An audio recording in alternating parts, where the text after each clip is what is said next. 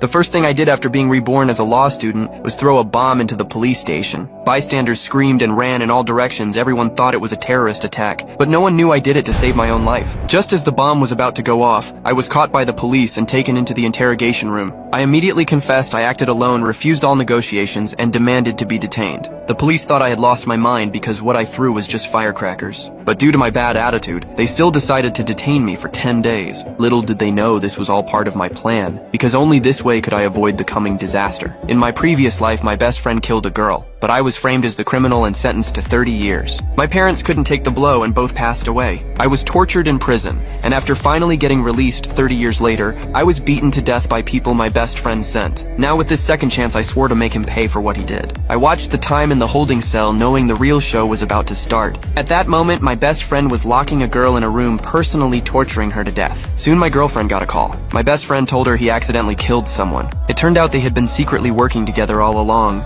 To save him, my girlfriend handed over my hair and semen, pinning all the evidence on me. Just then, my parents rushed to the police station. They couldn't understand how a law student like me could do such a thing. They wanted to bail me out, but I knew that if I left, the tragedy of my past life would repeat. To make sure I stayed in custody, I started acting crazy. The next day, the criminal investigation team came to me. They suspected I was linked to the death of a woman, because the hair and DNA found on the body were both mine. Suddenly, my best friend and girlfriend also showed up. He accused me of having bad habits and even presented a video of me harassing a girl. Watching his performance, I could only laugh inside because I knew what he was going to show next. Sure enough, not even 2 minutes later, he handed over a chat record to the police. It showed me saying I wanted to kidnap a victim. Then my girlfriend presented more evidence, saying she found a secret account on my laptop last night, full of disturbing content. My parents were shocked speechless by everything. They couldn't believe I had become this kind of person. All the evidence pointed to me. The lead detective immediately declared I was the prime suspect in the case. My mother fainted on the spot. I screamed that I was innocent, but my scheming girlfriend just smiled, because in their eyes this was more than enough to convict me. But as I looked at their smug faces, I was secretly laughing inside. Suddenly, my law professor arrived. He was the mentor I respected most. He looked at me with disappointment, and I almost wanted to tell him I was framed, but I knew it wasn't time yet. Soon the police announced the evidence was solid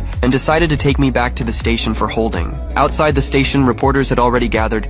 They surrounded me, asking why a law student would break the law. Before I could speak, my best friend started acting again, saying he felt sorry for the victim and apologized to the public on my behalf in front of the cameras. My girlfriend also cried and said, even though I made mistakes, she was willing to take care of my parents. Soon the internet was full of hate toward my parents, calling them monsters for raising someone like me. The two of them lowered their heads in shame, unable to say a word. And my best friend took the chance to say, the professor was my teacher, so he knew me best. The moment he said that, the media turned on my professor. Some even accused him, saying if his student was like this, maybe he wasn't a good person either. Then my best